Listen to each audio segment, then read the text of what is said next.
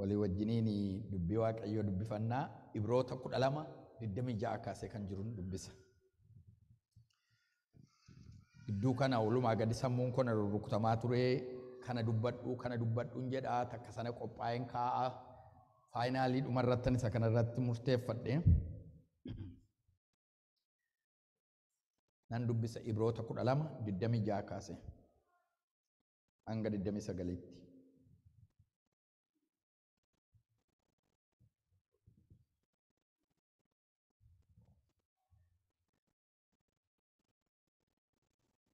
Yeroo sana sagaleensa lafa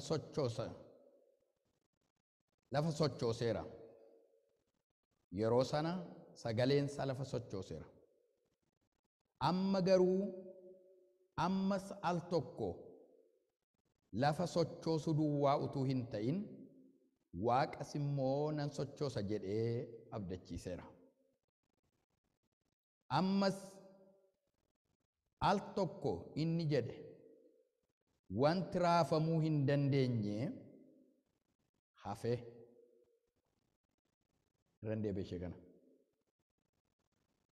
Wanti raafamuu hin dandeenye hafe akka jiraatutti wanti uumame hundinuu raafamee iddoodhaa butachuunsaa mul'isa. Egaa nuyi mootummaa raafamuu hin dandeenye waan fudhannuuf kottaa warra galata galchan hin taana. Kanaanis kottaa akka isa duratti fudhatamutti ulfinaaf sodaadhaan Waaqayyoof hin sagannaa. Waaqayyoo keenya ibidda xaph godhuudha. Kadhanna. Hallelujah. Hallelujah, Jesus.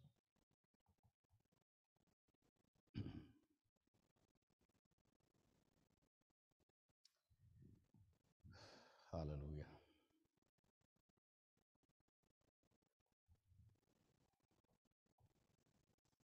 Waaqayyo kan nutti dubbatuuf kadhanna. Mootummaa raafamuu hin dandeenye nuti arganneerra. Kanaaf galata galchina mootii hundumaa gaararra. Isa duratti fudhatama gaarii kanuuf ta'uufi ulfinaaf sodaan guutamne sagannami Waaqayyoofi. Mootummaa raafamuu hin dandeenye nuti fudhanneerra. Kanaaf galata galchina mootii hundumaa gaararra. Isa duratti fudhatama gaarii kanuuf ta'uufi ulfinaaf sodaan guutamne sagannami Waaqayyoofi. Hallelujah, hallelujah, hallelujah. Hallelujah, hallelujah, hallelujah. Hallelujah, hallelujah, hallelujah. Hallelujah. Mootummaa raafamuu hin dandeenye nuti fudhanneerra. Kanaaf galata galchina mootii hundumaa gaararra. Isa duratti fudhatama gaarii kanuuf ta'uufi ulfinaaf sodaan guutamne sagannami Waaqayyoofi. Hallelujah, hallelujah, hallelujah. Oh hallelujah, hallelujah, hallelujah, hallelujah, hallelujah. Hallelujah. Ayana samfayyine. Ayana. Ayana. Ayana kemfayyine. Ayana. Ayana. Ayana samfayyine. lara dalaba gara dalaba tura dalaba. Oh, hallelujah. Hallelujah. Hallelujah.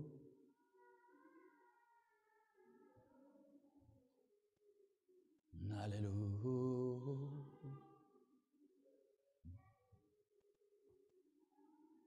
Darabeen keenya ta'eera qomoo jiraatu isaan taane mootummaa isaa jaallatamaatti isaan kaadhimamne. Darabeen keenya ta'eera qomoo jiraatu isaan taane mootummaa isaa jaallatamaatti isaan kaadhimamne. Merka keessan diriirsaa fuula Waaqa duratti. Darabeen keenya ta'eera qomoo jiraatu isaan taane mootummaa isaa jaallatamaatti isaan kaadhimamne. Darabeen kootan jataeera jedhame. Darabeen keenya ta'eera qomoo jiraatu isaan taane mootummaa isaa jaallatamaatti isaan kaadhimamne. Hallelujah. Hallelujah, Jesus. Lammaffaa dhalachuudhaan numa maratane. Hallelujah. Hallelujah, Jesus. Lammaffaa dhalachuudhaan numa maratane. Birmaadummaatti jiraanna ulfina guutuu gonfanne Yesuus. Hallelujah. Galanni siif haa ta'u. Maqaan kee bara baraan galateeffamu. Si Waaqayyoon keenya si haa galatu. Kan nuyi yaadne nuuf ta'e.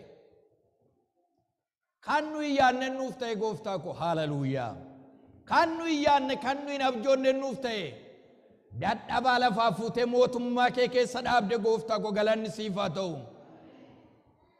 Beektotaaf gurguddoota achitti dhiise. Hiyyeessota warra maqaan isaanii hin beekamne beektota yeellaasisuudhaaf waame. Warra booddee fuute warra duraa goote ati si haa galatu. Kanaaf carraan nuuf kenname. Hallelujah, Yesuus. Galateeffadhaa Waaqayyo maqaan isaa ulfaatu. Hallelujah. Harra badila bagara dalaba tura dalaba shah. Yesus. Galanni siif haa ta'u. Dubbii kee nutti dubbadhu. Sirraa dhageenyaa gurra qalbii keenyaa nuuf bani. Maqaa Kiristoos Yesuusiin. Ameen. Noora.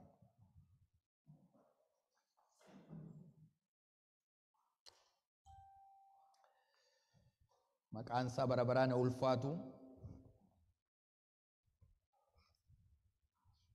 Waaqayyo nu gargaaree guyyaa har'aa kanaan nu ga'ee maqaan isaa ulfaatu. Nuyi mootummaa raafamuu hin dandeenye qabnaa kan jedhu irrattan isin wajjinii hirmaadha. Si'a tokko tokko hojiin keenya waan nuyi goonu kuni waan fayyinatti nu geessu nutti fakkaata. Lallabe keenyaa ta'u, faarfannaa keenyaa ta'u, waan nuyi goonu kennaan nuyi laannu haa ta'u, hojii gaarii nuyi hojjennu haa ta'u, fayyinatti waan geessu nutti fakkaata sammuu keenyatti gaafa yaadnu. Garuu sababa fayyineef hojii gaarii hojjenna. Nameen jedhame warra fayyan irratti maal argina? Mallattoo fayyinaatu irratti argina. Kan fayyee mallattoo fayyina argisiisa. Kakuu haraan kana. Sababa fayyineef waan gaarii hojjenna malee fayyuudhaaf waan gaarii hojjenna miti. Fayyuudhaaf waan gaarii hojjenna. Waaqayyo gaarii hojjechuudhaan nuuf hin ta'u inni kun. mootummaa waaqayyo lubbuu nama tokkoo utuu bituudhaaf addunyaa kanarra kan jiru biliyeeneroonni biyya lafaa kana gubbaatti beekaman taap biliyeeneriin haa ta'u tokko amma 10tti kan jiran utuu horii isaanii qaban hundumaa walitti qabanii lubbuu nama tokkoo bituudhaaf hin danda'an. Lubbuu nama tokko du'arraa oolchanii mootummaa waaqayyootti galchuudhaaf hin danda'amu. Luuter kana kan inni didee ba'e. Qabxii 95 barreessee, tiisee 95 barreessee kan inni didee kanaan miti jedhe. Fayyinni maaliini? Sasaan sila faarfachaa oolan ayyaana waaqayyootiin tola nuuf maal ta'e? Nuuf kenname. Fayyinni ayyaana waaqayyootiin amantiidhaan karaa amantii tola nuuf kenname maleessaati hojii nama tokko arjin akka hin taane jala muraati beekaa. Hojii nama tokko fayyinni harka namaa keessaa fuudhetu waaqayyo ofiis harka galche.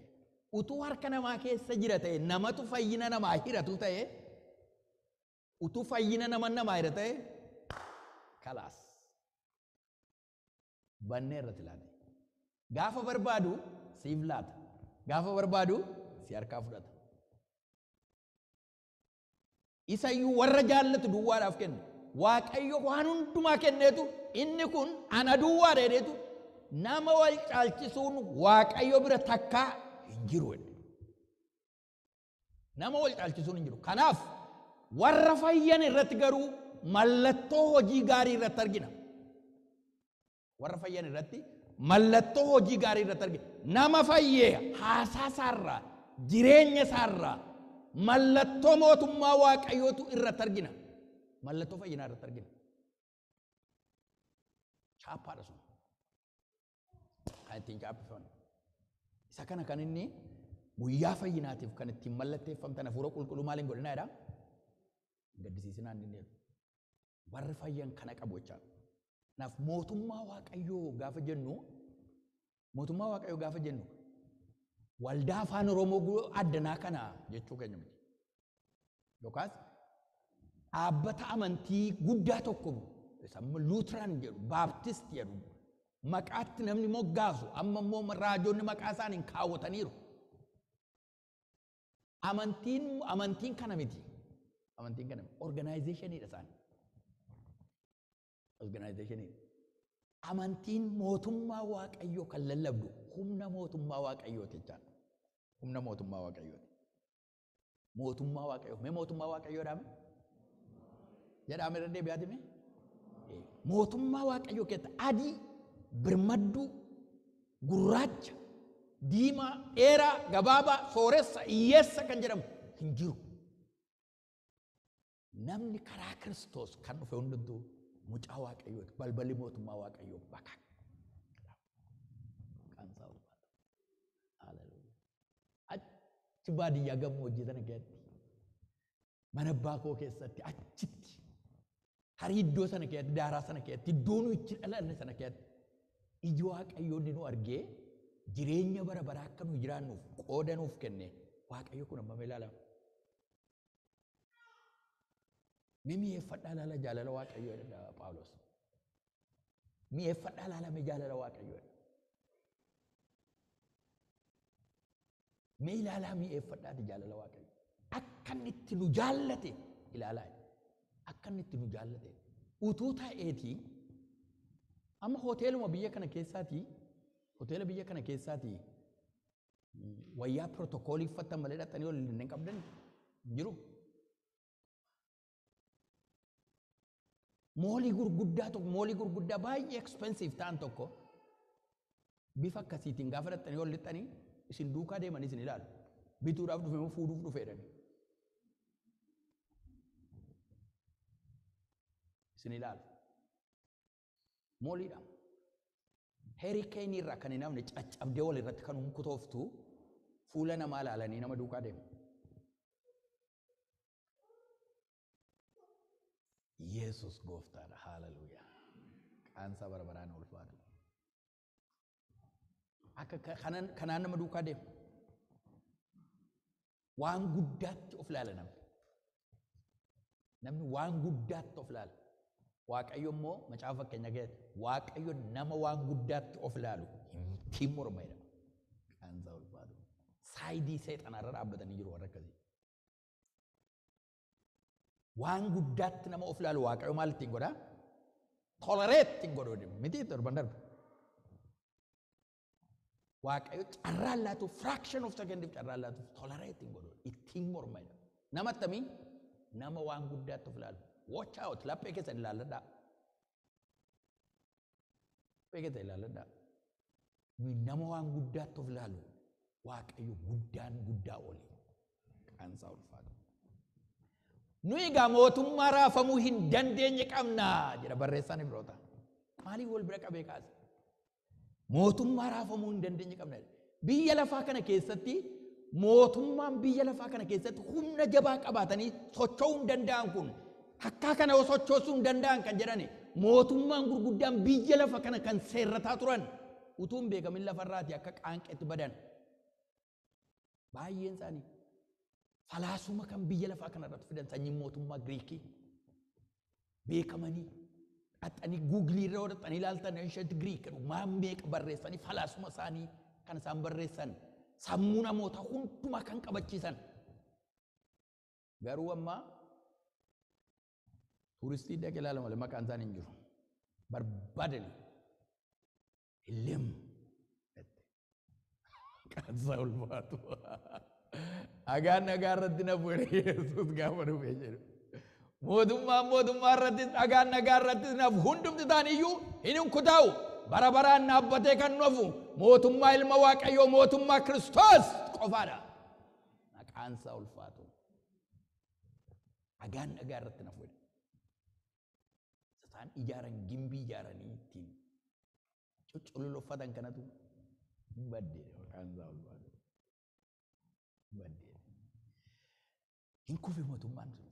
Mootummaan Roomaa karaan hundumtu gara eessaatti jedhan? Gara Roomitti jedhan. Karaan hundumtu gara Roomitti jedhan. Waan hunduma biyya lafaa kana karaattiin xaxxee of jala gashatu qopheeffattee eenyuun na sochoosa jennaan ani jira jedhe Waaqayyo. Tokko ka'ee lafatti gadi isaan dabale. Amma mootummaa Roomaa dhaloonni booddeen ka'u kun jabina isaanii iyyuu badaan beeku macaafa dubbisee argechi. Jiru. Biriiteeniinis akkuma kana. Aduun ittiin dhi'u takkaatti hin jedhan. Maalitti? Warra Biriiteeniitti the sun is never set ittiin jedhan. Bakka hundumaatti caakka balballi ishee banaadha hojjetachuu dandeessi turte wanta ta'e. Bakka hundumaatti hin taane. Waraanaan lafatti gad dabalamte. Toora dhuftee toora warra gara biraa keessa galte. Amma iyyuu hin jajjalleeffatti takka takka. Jajjalleeffatti. Maqaan isaa ulfaatu. Kan guddaadha kan jedhamu mootummaan Baabiloon illee lafatti dabalaman. Biyyuma keenya keessatti waraanni dargii Afrikaadhaaf hin sodaachisa kan jedhame maaltu lafaannaa kan jedhame akka tasaatti illee sheemuun beeku. Afrikaadhaaf sodaachisa waraanni dargii ittiin jedhaniitu haasaa fi kan turan lafatti gad dabalama. Mootummaan takka hin jinne bara baraan kan dhaabbatu mootummaa ilma Waaqayyoo mootummaa Kiristoos duwwaadha. Ergaan keenya gaa ergaan wangeelaa kan nuyi duukaa adeemnu kan nuyi amananne kuni isa kana dhaabbata amantii wajjiniin aayidiyooloojii dhala namaatii wajjiniin walitti hin qabsiisinaa mootummaa Waaqayyoo. Walitti hin qabsiisinaa. Dhaabbata dhala namaarraa adda humna waaqummaa kan of keessaa qabu bara baraan kan jiraatu yaada namaa kan geddaru qalbii namaa kan geddaru mootota mootummaarraa kan harcaasu yaada namaa kan lafatti dabalu mootummaan Waaqayyoo mootummaa humna qabuudha. Mootummaan Waaqayyoo mootummaa humna qabuudha. Isa kan nuyi lallabnu malee yaada namaa miti. Yaada mootummaa Waaqayyoo. Waaqayyoo dhala namaa hundumaatiif ergaa gaafa seera uumamaa keessatti mootummaa Waaqayyoo keessaa baane booddee Waaqayyoo yaadinni dhala namaatiif qabu Ermiyaas akka jedhu yaada bara baraatii nuuf qabedha. yaada bara baraa nu qaba. Dhalli namaa mootummaa Waaqayyoo keessa kan jiraatu. Dhalli namaa gara mootummaa Waaqayyootti akka inni deebi'u, yaadni isaa akka inni deebi'u, qalbiin isaa akka inni deebi'u, ilaalchi keenya mootummaa Waaqayyoo keessa kan Waaqayyo nu dhabuu hin barbaadu mootummaa isaa keessatti. Nu dhabuu hin barbaadu. Kanaafitu eenyullee akka inni badu fedha Waaqayyoo miti. Namni hundumtuu maal akka ta'u malee qalbii diddiirratee akka inni fayyu malee isaati. Eenyullee akka inni badu fedha Waaqayyoo miti. Hundumtuu mee qalbii diddiirrannaa dhaame? Jedhaa mira deebi'aati qalbii diddiirrannaa dhaame. Akkuma deeman itti dhufanii balbala keessa ba'anii wal hin darban. Qalbii diddiirrannaa gedderamsa yaada nama barbaada mootummaa Waaqayyoo. Conversion jedhama. Fayyina nama barbaada. Mootummaa Waaqayyoo keessa muu jiraannu isa kana. Mootummaa Waaqayyoo kun kooriinsa waamichi barsiisi lallabi waldaan kan isheen qabdu. Ergaan ishee inni guddaan isa kana namoota mootummaa Waaqayyootiif qopheessuu, jireenya namootaatti dubbachuu, jireenya mootummaa Waaqayyoof ta'u qabaachuu akka nuyi dandeenyu. Barsiisi Kiristoos Yesuus isa kana hundeensa handhuurri sagalee isaati, handhuurri ergaa isaati hundumtu, handhuurri ergaa keenyaas isuma kana ture. Fakkeenyaaf Yohaannis Cuuphaan gaafa jalqabu yeroo lallaba isaatti ka'u Yohaannis Cuuphaan Maatiyos 3:2 irratti mootummaan Waaqaa dhiyaateeraati yaada garaa keessanii geddaradhaa. Maaltu dhiyaateera? Mootummaan Waaqaa dhiyaateera. Yesuus Kiristoositti amanuudhaan namni fayya wanta ta'eef isatu dhufaa jira, ganaa mul'achaa jira wanta ta'eef isin garuu yaada garaa keessanii geddaradhaa. Mootummaan Waaqaa dhiyaateera. Yesuus itti fufee akka jedhe 4:17 irratti mootummaan Waaqaa waan dhiyaateef yaada garaa keessanii geddaradhaa jedhe. Yesuusis dhufee isuma Yohaannis barsiisu itti fufee barsiisutti ka'e. Hojii ergamootaa 1:3 irrattis Yesuus isamma Maatiyos irraa yeroo tajaajila isaa jalqabu Yesuus Kiristoos yeroo inni tajaajila isaa jalqabutu qalbii diddiirrannaadhaaf waa'ee mootummaa Waaqayyoo lallabuudhaan jalqabe. Na hubadhaa yeroo tajaajila isaa jalqabu Yesuus Kiristoos Yohaannis gaafa inni qabamee jedhu Yesuus Kiristoos immoo lallaba gaafa jalqabu mootummaan Waaqaa dhiyaateera yaada garaa keessanii geddaradhaa. Hojii ergamootaa 1:3 irratti immoo ol fudhatamuudhaaf gaafa jedhu ilaa kana gidduutti waggaa amma kana gidduu kan jiru laalaa ol fudhatamuudhaaf gaafa jedhus hojii ergamootaa 1:3 irratti guyyaa 40 akka isaan argan godhee isaanii wajjin ture jechaadha. Waa'ee mootummaa Waaqayyoos isaanitti dubbachaa turedha. Gaafa jalqabus isaan jalqabe, gaafa xumurus maaliin xumure? Sanumaan waa'ee mootummaa Waaqayyoo isaanitti utuu lallabuutu adeeme jechaadha. Ergaan keenya, lallabi keenya, waan nuyi goonu namatti gaafa dubbannu, hiriyyaa wajjin gaafa haasofnu, nuyi eejentii Kiristoos booddeen dubbadha. Kanaaf isaan jalqabe Yesuus, isaan xumuree immoo deeme. Isaan jalqabe, isaan xumuree deeme. Phaawulosis isaan booddee isuma kana lallabe. Phaawulos hojii ergamootaa 19:8 irratti ija jabinaan isaan barsiisee waa'ee mootummaa Waaqayyoo isaanitti himeedha. Ija jabinaan isaan barsiise waa'ee mootummaa Waaqayyoo immoo isaan barsiise. Qolaasaayis 1:13 irrattis inni aboo dukkanaa jalaa nu baasee gara mootummaa ilma isaa isa jaallatamaatti nu dabarse. Ilma isaa kanaan furamuu, dhiifamuu cubbuus arganneerra. Waa'ee mootummaa Waaqayyoo isaan barsiise. Yaaqoob 2:5 irratti innis waa'eedhuma kanaa barsiisa. Mootummaa isaa inni warra isa jaallataniif abdachiise akka galanii fi namoota biyya lafaa duratti hiyyeessota warra ta'an fo'ate mitiiree jedha. mitiireen mootummaa isaa inni warra isa jaallatanii abdachiise warra isa jaallatan mootummaa isa warra isa jaallatan warra isa duukaa bu'an kan abdachiise sana eenyuun fo'ate warra hiyyeessota fo'ate mitiiree jedha Yaaqoob. Yohaannis wangeela Yohaannis abbaan mul'ata Yohaannis 12 amma fayyinni aangoon mootummaan kan Waaqayyo keenyaati. Aboonis kan masiisa ta'eera. Hadheessituun obboloota keenyaa inni halkaniif guyyaa Waaqayyo keenya duratti isaan hadheessaa ture moo gadi darbatameera jedhe. Gadi darbatameera. Waaqayyo keenya aboonis kan masii ta'eera. Innis waa'ee mootummaa Waaqayyo kanaa dubbachaa ture jechaadha. Waa'ee mootummaa kun hundumtuu handhuura ergaa wangeelaa Waaqayyo dhala namaatiif qabu ergamaa isaatiin sanni namootaaf kennedha jechaadha. Waa'ee mootummaa Waaqayyo. Egaa nu Yesuus Kiristoositti yeroo amannu mootummaa Waaqayyoo keessatti qooda qabaanna jechaadha. Mootummaa Waaqayyoo keessatti qooda qabaanna. Wangeela Yohaannis 3:5 irratti eenyullee bishaaniif hafuura qulqulluutti yoo dhalate malee mootummaa Waaqayyootti mootummaa Waaqayyoodhaa ma jedhan mootummaa Waaqayyootti galuu hin danda'u. Mootummaa Waaqayyootti galuu hin danda'u. Yesuus jechaa jira.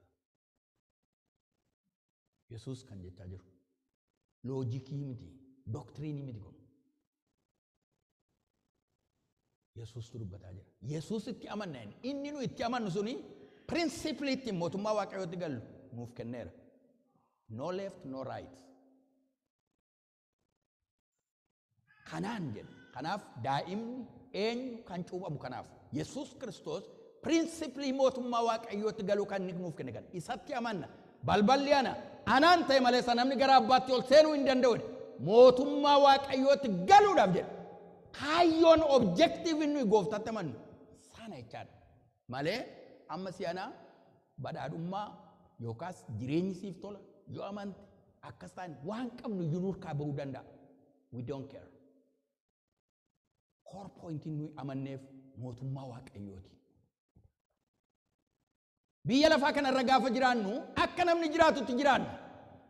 Gara biraan akka inni jiraatutti jiraanna. Adda taatu hin jennu. Mootummaa Waaqayyootti galuudhaaf jireenya mootummaa Waaqayyootiif ta'u qabaanna. Waaqayyoo mootummaa isaatti nu waame maqaan isaa ulfaatu. Mee mootummaa isaatti na waame dhaame? Ati kan mucaa mootummaa Waaqayyooti malee kan biyya lafaa kanaa miti. Booddan dubbadda. Akkasii. Mootummaa Waaqayyoo keessatti ajajaan hoogganaan eenyu jettanii mootiin tokkicha. Innis Yesuus Kiristoos. Isa moo'e. Isa barabaraanis moo'uuf galanni haa ta'u. Yeroo inni Yesuus Kiristoos. Isa moo'e. Isa barabaraanis moo'uuf galanni haa ta'u. Mootiin mootummaa Waaqayyoo Yesuus Kiristoos. Ajajaan isa. Hoogganaan isa. Akka inni jedhetti malee sadi eenyu jiraachuu hin danda'u. Mootiin mootummaa Waaqayyoo isa. Isuman sila dubbisee Qolaasaayis 1:13 irraa inni aboo dukkanaa jalaa nu baaseedha. Aboo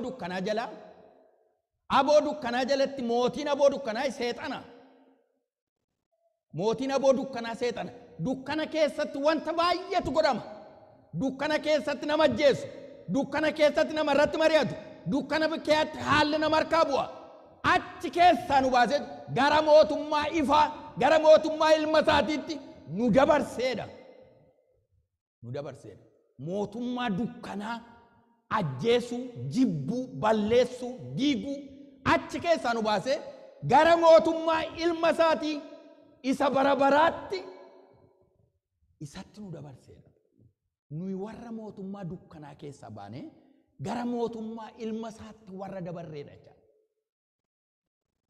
Mootummaa ilma isaa, mootummaa isa raafamuu hin dandeenye, mootummaa samsaayiliin biyya lafaa meeshaan biyya lafaa diiguu kan hin dandeenye isatti dabarre jechaadha. Qaansa bara baraan ulfaatu isatti dabarre jechaadha. Gaafa Kiristoositti amanannu gaafa Waaqayyoon amananne jennu kun loojikii namaa miti, beekumsa namaatiin kan ta'u miti, humna Waaqarraatiin taa'edha. Kanaan ta'a. Waamicha kun waamicha Waaqayyooti. Waaqayyo warra duraan dursee yaadaan qabe maal godhe? Ni jedhame? Warra duraan dursee maal godhe? Warra duraan dursee yaadaan qabe hin waame. Warra waame immoo in ulfeesseedha. Warra duraan dursee yaadaan qabe hin waame.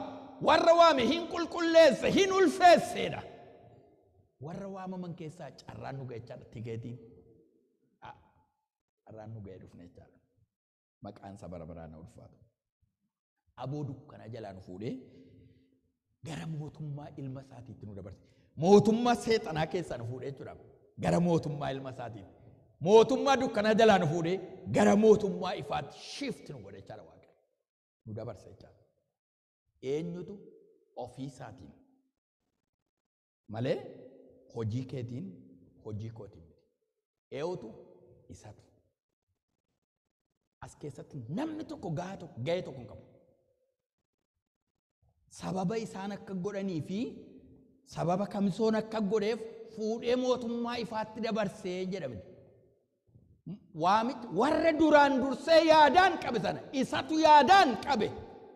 Yaadaan warra qabe sanatu waameetu gara mootummaa ilma isaatti na dabarse. Ati kan kooti jedhe Waaqayyo jechaadha. Ati kan kooti jedhe dukkana keessaa dukkana ulfaata kee hafuudheetu gara mootummaa ifaatti nu dabarseedha. Maqaan isaa bara baraan ulfaatu. Ga'ee tokko hin qabu jechaadha kana keessatti. Ga'ee tokko hin qabu. Garuu ergaan nu dabarse booddee akka inni nu dabarse sanatti jiraachuun kan koof kan keessan. Kan koof kan keessan. Ergaan fuudhee nu dabarse iddoonni nu kaa'e sanarra dhaabbannee lafanni nu barbaadu dhaabbachuun kan koof kan keessan. Mootummaa Waaqayyoo jennee achi keessa jiraachuun kan koof kan keessan jechaadha. Koof kan keessan. Phaawulos kana akka jedha. Ani ofii kootii miti. Anaanoo yoo bartanii ajjeesaa lubbuu kan balleessu mana qulqullummaa kan gubu waa'ee koo gaarii gootanii beektu jedha. Waa'ee koo ta'e gaarii gootanii beektu jedha. Gaarii gootanii beektu. Maal gochaa akkan ture amala akkamii kan qabu gaarii gootanii beektu. Ammayyuutuman kana gochuudhaaf bambanaa ariifachaa deemaa jiru jedhe. Karaa Damaasqoo irratti ifaan natti mul'ateedha. Karaa Damaasqoo irratti ifaan natti mul'ateetu lafaan na dha'eetu na geddaree jedha. Look, amma gaaddoo kanarratti. Na beektu ana waan gochaa akkan ture maqaan koo beekamaadha guutummaa addunyaa tana irratti beekamaa ture.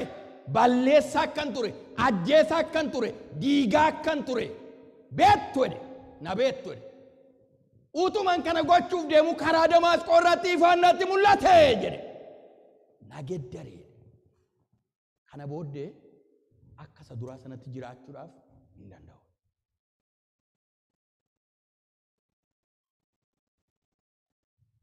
Kana booddee akka isa duraa sanatti jiraachuudhaaf never hin danda'u. Waanan kanaan dura gochaa ture sana gochuu hin danda'u. Maali? Geddarameera. Maali? Kan narra caalu tokko karaa Damaasqootti natti dhufee lafaan na dha'e ija koo na jaame. Geddarameera. Haasaan koo akka kaleyaa miti. Dubbiin koo geddarameera, hojiin koo geddarameera, istaatasiin koo geddarameera. Amma jireenya mootummaa Waaqayyootiif ta'uun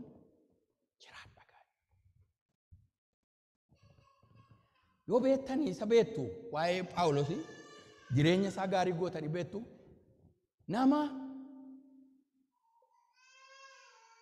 nama beekamaa Anaan barumsaa yoo na gaafattani ani nama taa'ee Gamaaliyaa kan jedhamurraa nama taa'ee barate sanyuma sammaa biyya kana keessatti namoonni Oxfordiidhaa eebbifame achi iddoo akkasii kan jiru achi barate ba'eem addanaa immoo Harvardii ba'eem Kolombiyaa Yuunivarsiitiidhaa ba'eem mana barumsaa gurguddaa beekamaarraa ba'eem Phaawulos akka kanatti ofiisaa kaawwachuu danda'a ture garuu kun hundumtuu anaaf bu'aa tokko iyyuu hin qabu kana hundumaa akka gosiitti lakkaa'eerani jedhe sababa eenyuuf jedheedha sababa eenyuuf jedheedha mee jedhaame sababa eenyuuf jedhee maali settu mee jedhaame sababa eenyuuf jedheedha sababa Kiristoosiif jedhame eeyyee sababa Kiristoosiif maqaansaa bara baraan ulfaatu dib godhee lafaan na eegeddare bambanaa diiguuf balleessuuf kan deemu dib godhee lafaan na eegeddare isa booddee hojiin koo nama gara mootummaa Waaqayyootti waamuudha na beektu anaan jedha amma garuu akkas miti han mootummaa Waaqayyoo lallaba conversion geddaramsa jechaadha geddaramsa mootummaa Waaqayyoo keessatti jechaadha mootummaa Waaqayyoo keessatti mootummaa Waaqayyoo mee mootummaa Waaqayyootu na keessa jedhame garuu influencer goona waan meeqaan akka nu keessatti hin balballoomneef daangaatti dhiphifna mootummaan Waaqayyoo nu keessatti akka hin bal'anne keessa keenyatti akka hin bal'anne sammuu keenya keessatti akka hin bal'anneef seexanni biyyi lafaa foon keenya daangaatti dhiphisu birmadummaatti akka nu hin jiraanneef akka nu garbummaa keessa jiraannuuf achi keessatti nu dhiphisa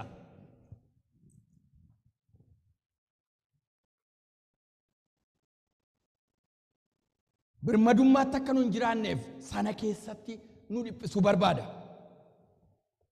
Waaqayyo garuu birmadummaatti akka nu jiraannuuf nu waame birmadduutti akka jiraannuuf karaa Kiristoos maal taane birmadduu baane dhaame situ birmadduu obbaase miti jabina keessa miti qulqullummaa keessa miti gaarii goote miti nothing zero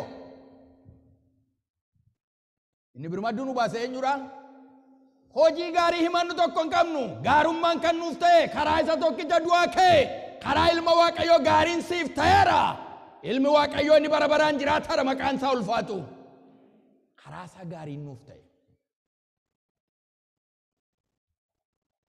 gaariin kan nuuf ta'e karaa isaati yaada mootummaa Waaqayyoo keessa jiraachuu karaa isaa gaariin nuuf ta'e egaa gara mootummaa Waaqayyootti waamamne mootummaa Waaqayyoof yeroo jireenya keenya laadnu mootummaan kan biraan nu keessatti iddoo dhaba gaafa Waaqayyo nu waame kanatti jireenya keenya laadnu mootummaa gara biraan nu keessa iddoo dhaba sammuu keenya keessa iddoo dhaba qalbii keenya keessa iddoo dhaba waa'ee isaa haasofna waa'ee isaa dubbanna yeroo teenyu yeroo kaan faarfachaa deemna nu harkaan badu waa'insa nu keessatti iddoo dhaba mootummaa gara biraan nu immoo maal taana isa Waaqayyo nu waame sanatti deebina achi keessatti waan tokko tokko sitti dubbadha ergaa mootummaa Waaqayyootti waamamne waamicha Waaqayyo nu waame sana keessa gaafa jiraan tokkoffaa miseensa mootummaa Waaqayyoo taana lammi miseensi jedhu kun lammii mootummaa Waaqayyoo taana lammii mootummaa Waaqayyoo taana Filiphisius boqonnaa 3 lakkoofsa 20 isinii dubbisame nuyi garuu nama biyya Waaqarraati gooftaan keenya fayyisaan keenya Yesuus Kiristoos achi nuuf dhufa jennee abdanna ni warra eessaati firoota nama biyya eessaati eenyudha nama biyya eessaati nuyi eenyu merka keessa ol kaasame nama biyya Waaqarraati nuyi amma nuyi nama biyya Waaqarraati amma yeroodhaaf ajjana jiraanne malee nama biyya Waaqarraati jechaadha kutaa kana isinii dubbisarra deebi'ee Filiphisius boqonnaa 3 lakkoofsa 20 nuyi garuu nama biyya Waaqarraati gooftaan keenya fayyisaan keenya Yesuus Kiristoos achi nuuf dhufa jennee abdanna. Achi nuuf dhufa jennee abdanna. Efesoon 2:19. Egaa isin si'achi warra Waaqayyoof qulqullaa'anii wajjin warra biyya warra mana Waaqayyooti malee horma nama biyya diidaa miti. Baay'een jaalladha jechatti kana yeroo baay'een dubbadha. Barreeffadhaa dubbisaa mee please. Hundi keessan barreeffadhaa dubbisaa kutaa kana. Efesoon 2:19. Egaa isin jedha. Amma isin. Egaa isin si'achi warra Waaqayyoof qulqullaa'anii wajjin Abrahaam fa'a, Yisihaaq fa'a, abboota darban warra amma jiran wajjiniin warra biyya Waaqarraati. Maqaan isaa bara baraan ulfaatu. Egaa isin si'achi warra Waaqayyoof qulqullaa'anii wajjin warra biyyaa jechuun lammii biyya sanaa jechaadha. Warra biyyaa warra mana Waaqayyooti malee horma nama biyya diidaas miti jedhu. Egaa isin si'achi karaa Kiristoos kan waamamtan waamichi mootummaa Waaqayyoo kan isin ga'e afeerraan kun kan isin ga'e kan isin qaqqabe hundumtu egaa isin si'achi warra Waaqayyoof qulqullaa'anii wajjin warra biyyaa. Maqaan isaa bara baraan ulfaatu. Beela lama kanatti jala uree nutti dubbata. Warra biyyaa warra mana Waaqayyooti malee mana Waaqayyoo isa kam isa bara baraa sana. Warri kam warri karaa Kiristoos xalaan waamicha fayyina bara baraa kan isin ga'e kun tole jettanii kan dhuftan kun karaa isaa kan waamamtan kun qoonni kun kan isiniif kenname kun kana booddee egaa isin si'achi maaliidha? Warra biyyaa warra mana Waaqayyooti malee horma nama biyya diidaas miti. Kana booddee dan dhumeera waa'een kee. Ofumaa gara booddee yaadda malee dhumeera waa'een kee chaappaadhaan dhume. Waaqayyo dursee maal godhee? Si waame. Mootummaa Waaqayyo ilaalaa mootummaa Waaqayyo.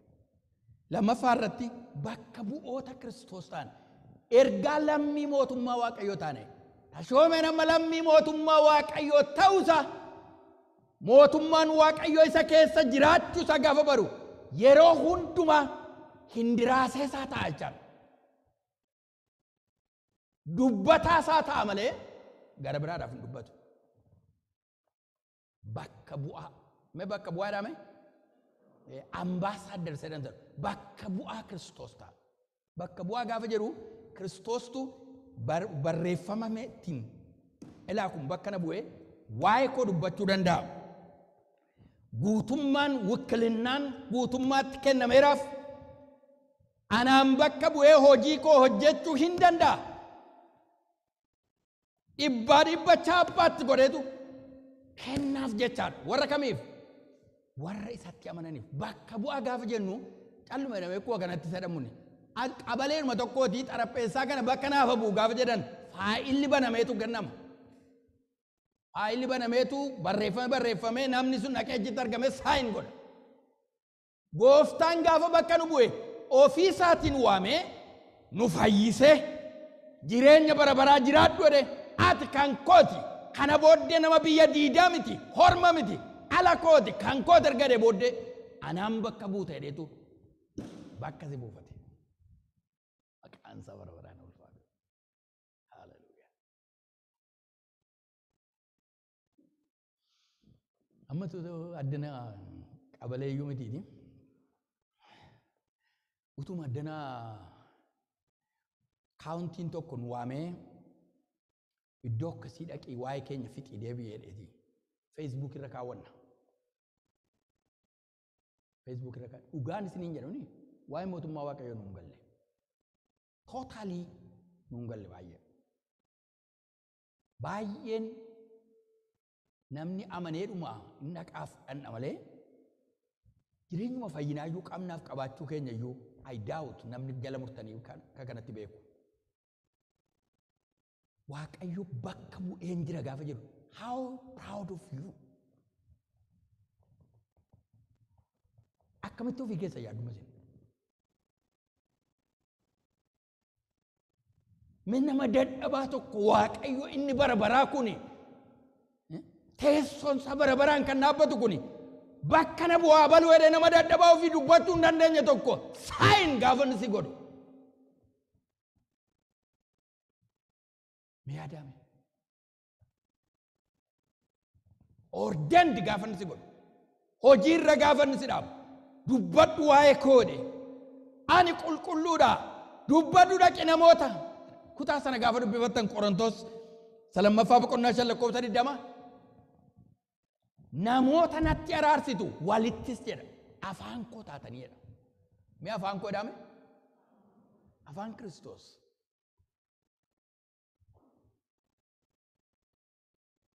Amma sin nama sasalphaaf seetuni utuu warqee isin keessa jiru argitaniiti kooraa deemtu dhugaa.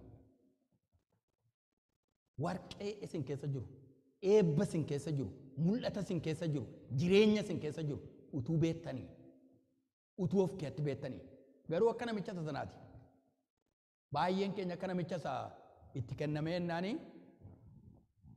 hin dubbanna waa'ee isaa garuu jireenya keenya keessatti mul'atu humni Waaqayyo, mootummaa Waaqayyo. Iddoo Waaqayyo itti si yaadu ati mucaa Waaqayyooti kan Waaqarraati. Mootummaa Waaqayyo keessa akka jiraattuuf isaa wajjin bara baraan akka jiraattuuf Waaqayyo tokkicha ilma isaa siif kenne naaf jiraadhu jedhe kanarra darbee moo namatti dubbadhu jedhe afaan bakka buutee akka dubbattuuf bakka bu'aasi godhate Waaqayyo. Bakka bu'aasi godhate.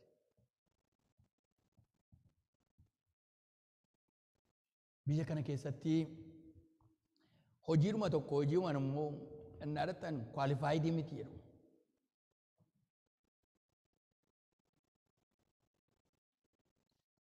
Ganaa laganaa afaan isin dubbattan arganiitu where are you from siin jedhu. Afaan nuyi dubbannu arganii ganaa maaliif akka isaan jedhanitti hin jennu rakkatanii nu dhaga'u wanti ta'eef where are you from jedhu.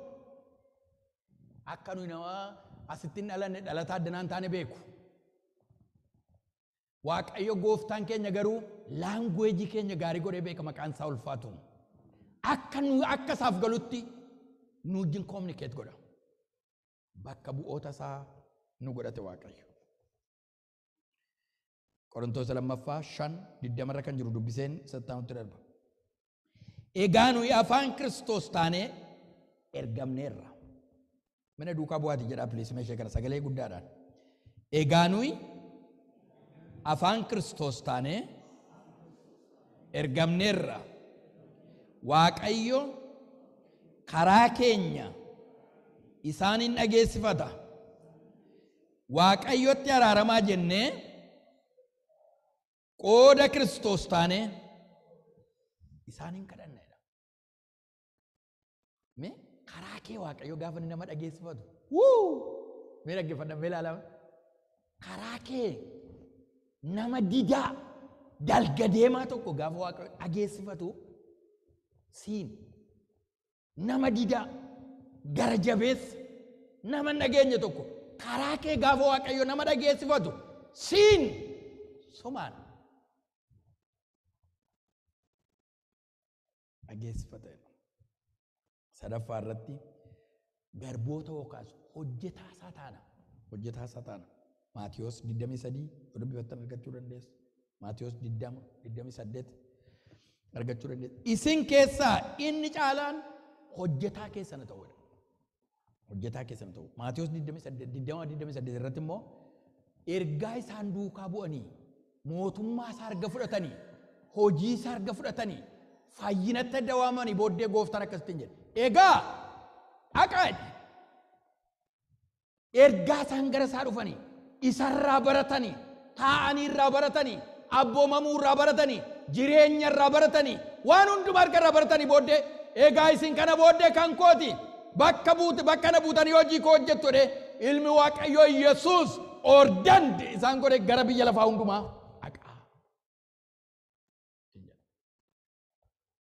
isaa akka isaan hojjetaniif. Hojii isaa akka isaan hojjetaniif isaan erge. Waamichi keenya primarily Waaqayyo kan inni nu waame hojii mootummaa isaatii akka nuyi hojjennuuf Gooftaan nu waame. Maqaan isaa bara baraan ulfaatu. Kana hunduma keenya warra fayyan hojii isaanitti waamamanidha. Warri fayyan hojii warri fayyan itti waamamanidha. Arfaffaa irratti nuyis isaa wajjin hin moona. Nuyis isaa wajjin hin moona. Roomee 5:17 dubbifattan argachuu dandeessa. Yesuus Kiristoos namicha tokkicha sanaan hammam guddaa caalchisee jireenyatti hamoon ureedha. Namicha tokkicha sanaan nummoo jireenyatti guddaa caalchine maal isaan uree? Hamoon ureedha. Maqaan isaa bara baraan ulfaatu. Namicha tokkicha sanaan hammam jireenyatti hamoon uree nummoodha. Gaafa inni dhufee jedhu nuyis bara baraan isaa wajjin moo'uudhaaf qilleensa irratti butamna. Amma namni nun beeku wajjiniin hojjettu ollaa mana xaraddu ta'a ollaa isaaniitii sooressa balbala isaarra hojjettu ta'a. Hin beeku namni sin beeku.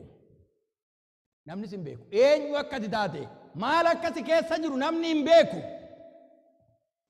Namni hin beeku. Maal akka nu keessa jiru namni hin beeku. Mootummaa Waaqayyootu nu keessa jira. Isaaf jiraanna nuti. Guyyaa tokko garuu guyyaan nutti mul'annu jira. Isa kana inni macaafa qulqulluun keenya jedhu uumamni hundinuu mul'achuu ijoollee Waaqayyoo hawwiidhaan maal gochaa jira? Maal gochaa jira? Eeyyee ganaa gaafati namni dadhabaan kun hiyyeessa kan fakkaatu sun gaafati butamtu. Ni qalbii hin qabne gaafa hin beekne uumamni hundumtuu eegaa jira hawwiidhaan jedha. Hawwiidhaan jedha. Malakanni hundumtuu hoornerii arfanuu irraatii in afuufamedha.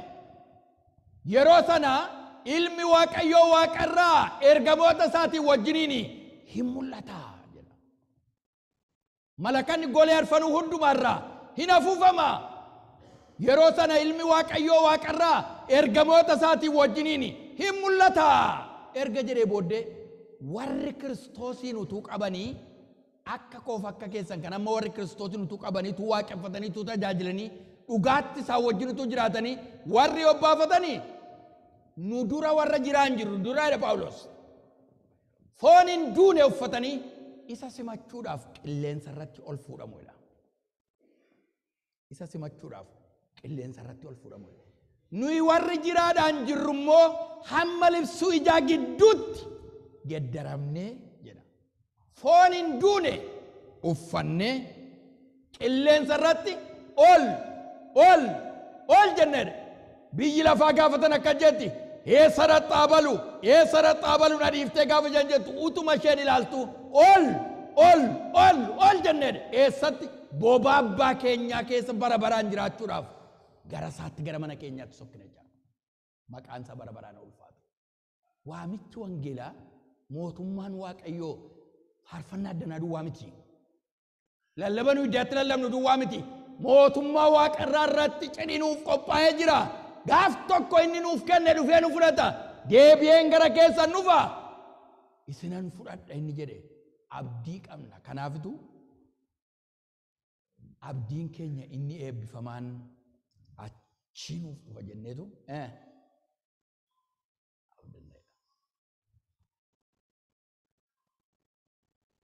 Iji warra waraananii hundumtuu hin argu gaafa sanadha. Gaafa inni dhufee ijoollee isaa sassaabbatu warra isaaf jiraatan rakkina isaaf fudhatan gidiraa isaaf fudhatan fedha ofii isaanii irra fedha isaa warra caalchifatan gaafa inni dhufee biyya lafaa kana keessaatti sassaabbatu iji warra waraananii hundumtuu hin ilaalu.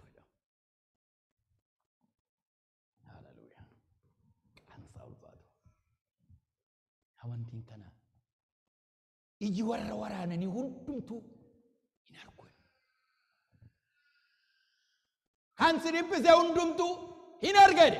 yeroo satattatti foon hin duune uffattee giraafitiin si qabuu dadhabee gaafa qilleensa irratti ol fudhamtu seerri uumamaa gaafa inni iddoo gadi dhiisu biiftuun gaafa iddoo gadi dhiiftu seerri uumamaa giraafiteeshinaaliin gaafa inni iddoo isaa dhiisu hojii dhaabu satattatti gaafa itti fuudhamtu bobaa Kiristoos jalatti gaafa inni fudhamtu bara baraan isaa wajjin jiraachuudhaaf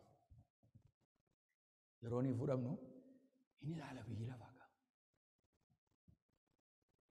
ya tullu na oolchi ya gaaraa na oolchi gurguddaaniif beekaan sooressi horii isaa akkaawuntii baankii keessa tuullate oolchuu hin danda'u gaafas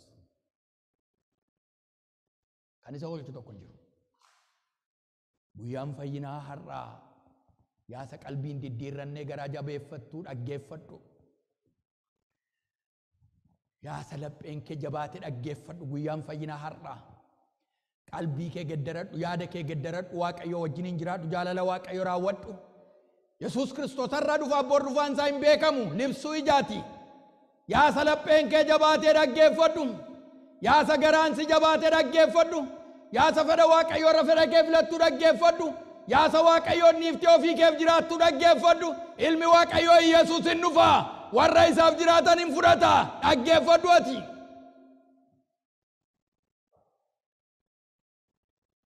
Yesus hin dhufa warra isatti amanan hin fudhata dhufe isaaf jennee gaafa nuyi gadi jennu gaaf tokko boquu isaanii ol qabu maqaan isaa ulfaatu yeroo sanaidha hunduma isaaniitiif gonfoon moo'ichaa isaaniif kennamaidha warra kam warra mo'anii fi warra isaa wajjin jiraataniif foon isaanii kan mo'an biyya lafaa kan mo'an hojii seexanaa kan mo'an amala diinaa kan mo'ani gonfoon moo'ichaa hunduma isaaniitiif hin kennama hundumti keenya gonfoo keenya uffannee jiraanna baay'een isaanii immoo kaan immoo kan mo'achuu dadhabanii daddarbatamaa jiraatan immoo rakkina guddaadhaan abidda sana keessaa ba'aniitu hin fayyuudha kaan mataa qullaa gaafa ni dhaabbatu warri of mo'atanii jiraatan gonfoo kaawwatanii jiraatu mootii taanani maqaan isaa ulfaatu garam jirtu sin garam jirtu sin halbaajjaa deemnee gonfoon ofirraa fuudhamee dhaabbachuurraa ciniinnannee gonfoo keenya ofirratti eeggachuun gaarii kaani dhiphina guddaadhaan abiddicha keessaa ba'anii hin fayyuudha hin fayyu kaan immoo warri biyya lafaa mo'an seexana kan mo'an yaada isaanii kan mo'an foon isaanii kan mo'atani gonfoo ulfinaa kaawwataniitu mooticha taananii maqaan isaa bara baraan ulfaatu galateeffadhaa waaqayyo maqaan isaa ulfaatu isa jireenya kanatti waan waaqayyoon galateeffadhu haleluuyaa mootummaa waaqayyoo mootummaa raafamuu hin dandeenye qabna nuti jedhu eenyu geddaruu kan hin dandeenye eenyutti bu'ee geddaruu kan hin dandeenye bara baraan isaa wajjin jiraachuudhaaf mootii keenya fuula isaarraa ifata ilaalaa jiraachuudhaaf kana booddee aduun isaan hin miidhu rakkina sin argan gidiraa hin argan ifa fuula Kiristoos irraa ifuun jiraatu jedhamu Yohaannis gaafa barreessu aduun isaan hin gubu kana booddee hingaa eessaa dhufan warri wayyaa adii uffatan kuni eessa dhaquu jedheedha mul'ata Yohaannis boqonnaa 7 gubbaatti eessaa dhufan warri wayyaa adii uffatan kun eessa immoo dhaquu jedhee tokko na gaafateedha isaanii lafti isaan dhufanii boo'icha keessa ilkaan qaruu keessa gadda keessa rakkina guddaa keessa warra dhufaniidha jennaan wayyaan isaanii kunoo jennaan dhiiga hoolichaatiin miiccatanii addeeffataniiru eessa dhaqu immoo jennaan bara baraan hoolichaaf sagaduudhaaf dhufaa jiru jedheedhe